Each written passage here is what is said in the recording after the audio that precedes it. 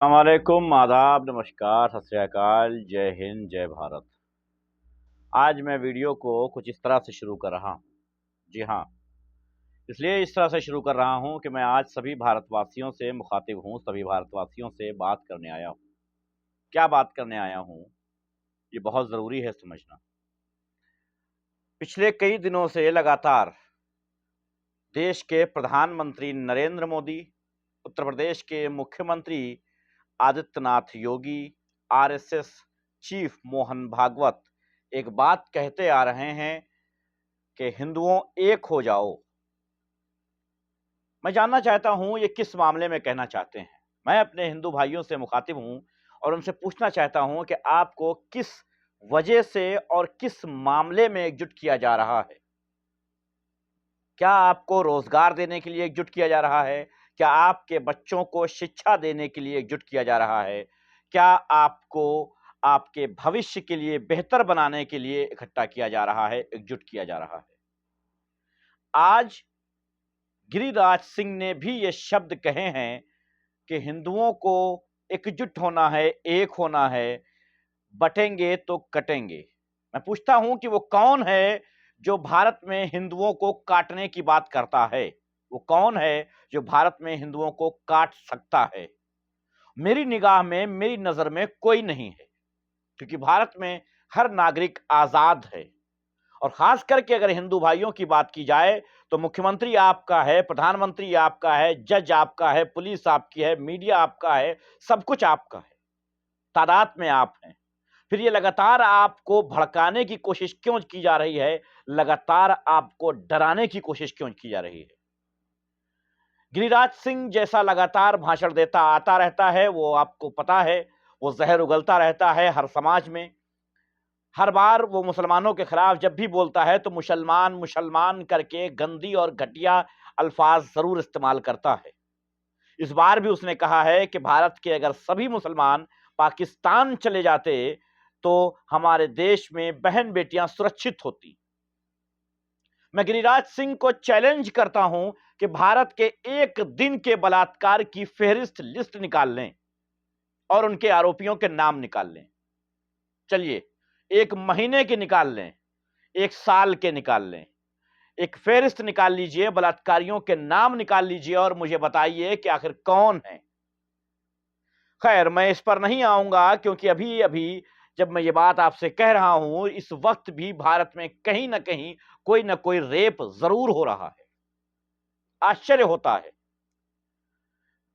जिस करोड़ में 150 करोड़ से ज्यादा, जिस देश में 150 करोड़ से ज्यादा लोग रह रहे हो, उस देश में लोग अपनी मां बहनों को सुरक्षित करने के लिए किसी एक धर्म, एक जाति के लोगों को, स्पेशली किसी एक जाति के लोगों को टारगेट कर रहे हो, यह शर्म की बात है। मैं गिरिराज सिंह से पूछता हूं कि उन्नाव मामले में क्या हुआ? ऐसे मेरे पास 1000 मामले हैं जो मेरी इस जबान पे हैं, जिनका नाम मैं गिनाना शुरू कर दूं तो फिर आप पागल हो जाएंगे। चाहे वो हाथरस हो, चाहे वो उन्नाव हो, चाहे वो गुजरात हो, चाहे यूपी हो, चाहे उत्तराखंड हो, चाहे बिहार हो, चाहे बिहार का शेल्टर होम हो। आखिर गिरिराज सिंह क्या बताना चाह रहे हैं? गिरिराज सिंह, क्या आप 1-to-1 बात कर सकते हैं हमसे? क्या आप एक मुसलमान, भारतीय मुसलमान जिसका नाम सैयद एहतेशाम रिजवी है, उससे आप 1-to-1 टॉक कर सकते हैं? 1-to-1 कहीं स्टूडियो में बैठकर, जगह आपकी होगी, हिसाब किताब आपका होगा, मीडिया आपकी होगी, हमसे बात कर सकते हैं क्या? इस समाज को तोड़ने का काम आप क्यों करना चाहते हैं? आपको पता होगा कि पिछले दिन पैगंबर साहब पर कितनी अभद्र टिप्पणी की है एक नीच और घटिया महंत ने। उसकी वीडियो आई कि पुलिस ने डिटेन कर लिया है। एक वीडियो यह भी आई कि एक व्यक्ति पूछ रहा है गाजियाबाद पुलिस से कि क्या आपने महंत को डिटेन किया है? उसने कहा हां, तो उस बंदे ने यह भी कहा कि आप सबको और गाजियाबाद पुलिस को हार्दिक शुभकामनाएं और बहुत बहुत धन्यवाद कि आपने एक ऐसे व्यक्ति को डिटेन कर लिया है जो इस समाज में नफरत घोल रहा है। यानी गाजियाबाद पुलिस ने डिटेन किया, ऐसी वीडियोस भी आई, न्यूज भी आई। हर न्यूज चैनल पर, चाहे द लंदन टॉप हो, चाहे वो आज तक हो, चाहे एबीपी हो, न्यूज 18 हो, हर चैनल पर, भारत के हर चैनल पर वो खबर दिखाई गई कि इनको डिटेन कर लिया गया है। लेकिन अब गाजियाबाद पुलिस ने डिनाई कर दिया है और यह कहा है कि मुझे नहीं पता कि बाबा कहां है, मैंने कोई गिरफ्तारी नहीं की है। मतलब यह कि उन्हें वहां से सिर्फ हटा करके सेफ जगह पहुंचाया गया था। आपको याद होगा कि जिस दिन ये डिटेंशन का मामला हुआ है, उसी दिन हजारों की तादाद में पुलिस बाबा के घर के सामने खड़ी पहरेबाजी कर रही थी, पहरा दे रही थी, वहां पर पहरा दे रही थी उनको सुरक्षित स्थान पर ले जाने के लिए। कुछ देर बाद वो पुलिस वहां से हट गई।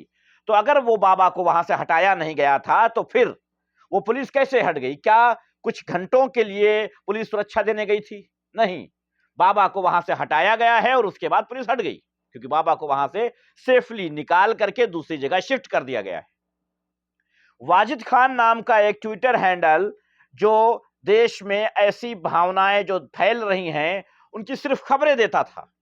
वाजिद खान जो ट्विटर हैंडल जिसके वाजिद खान नाम से था, वो एक बंदा राजस्थान के अजमेर का रहने वाला जो लगातार ऐसी चीजों पर पुलिस कार्रवाई की मांग करता था, ऐसे मामलों पे पुलिस कार्रवाई की मांग करता था। उसे ट्विटर पर उसके खिलाफ एक प्रोपेगेंडा चला करके अजमेर पुलिस को कंप्लेन करके उसे उठवा लिया गया है।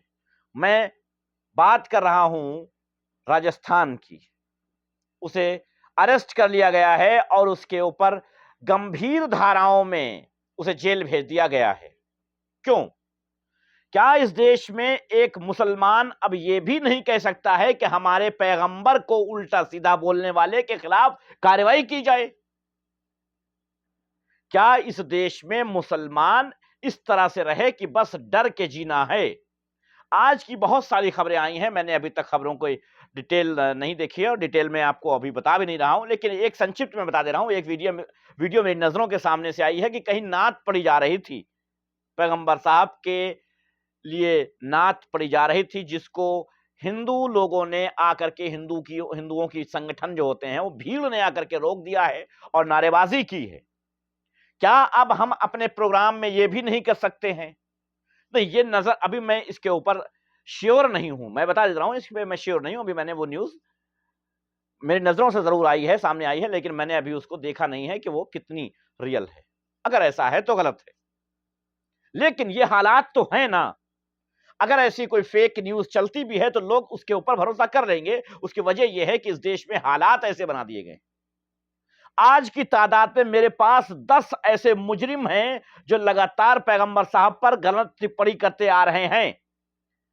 मैं प्रधानमंत्री से पूछना चाहता हूं कि उनको आजाद क्यों छोड़ा गया है? मैं राष्ट्रपति से पूछना चाहता हूं कि इस देश में मुस्लिमों के खिलाफ नफरत फैलाने वालों को अरेस्ट क्यों नहीं किया जाता है? आखिर ऐसा क्या है कि आप कुछ भी बोल सकते हैं मुसलमानों के खिलाफ, और जब मुसलमान कार्रवाई की मांग करे तो उल्टे उसी के ऊपर कार्रवाई हो जाती है? ऐसा क्यों है? मैं बहुत अचंभित तो नहीं हूं, लेकिन अफसोसनाक जरूर हूं, दुख जरूर है मुझे इस बात का कि भारत को किस हाल और किस स्थिति में पहुंचा दिया गया है। आप सोचिए हमें किस स्थिति में खड़ा कर दिया गया है जाकर के। आप चुनाव के लिए अगर ये कर रहे हैं तो माफ कीजिए, आप अपने इस देश में, हमारे देश में आप लोकतांत्रिक सिस्टम खत्म करके राजा बन जाइए इस देश के, मगर इस देश को बांटिए मत। आप राजा बन जाइए, इलेक्शन मत करवाइए, लोकतांत्रिक देश मत रखिए इसको, लेकिन आपसी भाईचारे को मत मिटाइए। आपसी भाईचारे को मिटा करके इस देश को बर्बादी की कगार पर मत खड़ा कीजिए प्रधानमंत्री जी, मेरी रिक्वेस्ट है आपसे। वक्त ना मिल पाने की वजह से मैं वीडियो तो नहीं बना पा रहा था, लेकिन मैंने सोचा कि जो जहन में लगातार मेरे चले जा रहा है वो मैं उसको कैसे शेयर करूं, लोगों तक कैसे पहुंचाऊं, लोगों से कैसे वार्ता करूं, कैसे बात करूं कि इसका कोई तो मामला होगा, कोई तो हल होगा। इस वक्त मुसलमानों के खिलाफ नफरत में भारत टॉप पर है, टॉप हिट लिस्ट में है, टॉप पे नाम है भारत का। और यही टॉप पर नहीं है हम हंगर के मामले में 105 नंबर पर हैं, भूख के मामले में 105 नंबर पे आते हैं। पाकिस्तान, नेपाल और बांग्लादेश हमसे बेहतर माने गए हैं। आखिर क्यों इस देश की ऐसी की तैसी करने पे लग गए हैं? क्यों इस देश को बर्बादी और तबाही की जगह ले जाकर खड़ा कर दिया है। चैनल को मेरे सब्सक्राइब कर लीजिएगा, व्यूअर्स लगातार घटते जा रहे हैं, चैनल को शायद रीच रोक दी गई है। सब्सक्राइब जरूर करिएगा क्योंकि सब्सक्राइबर्स भी लगातार घट रहे हैं बढ़ने के बजाय। हमें पता है कि कोई अनसब्सक्राइब नहीं कर रहा है, लेकिन ये यूट्यूब पॉलिसी है, सिस्टम है। हम जो आवाज उठाते हैं, शायद उस आवाज को दबाने के लिए न जाने क्या-क्या किया जाए। मुझे अफ़सोस है कि इस देश में अब मुसलमानों की आवाज उठाना भी कितना गंभीर मामला माना जाता है। बहुत-बहुत शुक्रिया आप सबका। मैं आप सबसे रिक्वेस्ट करता हूं कि आप भारतीय हैं, तो हमारे चैनल की बात को समझिएगा, हमारी बातों को समझिएगा। हम किसी के खिलाफ नफ़रत घोलने नहीं आते हैं, बल्कि हम वो हकीकत बताने आते हैं, जो देश में चल रही होती है। और इस नफ़रत से आप रूबरू हो जाएँ, ताकि आप अपने बच्चों का भविष्य बनाने के लिए तैयार रहें। अपने बच्चों के भविष्य के लिए इस नफ़रत को खत्म करें। बहुत-बहुत शुक्रिया आप सबका। जय हिंद, जय भारत, वालेकुम सलाम।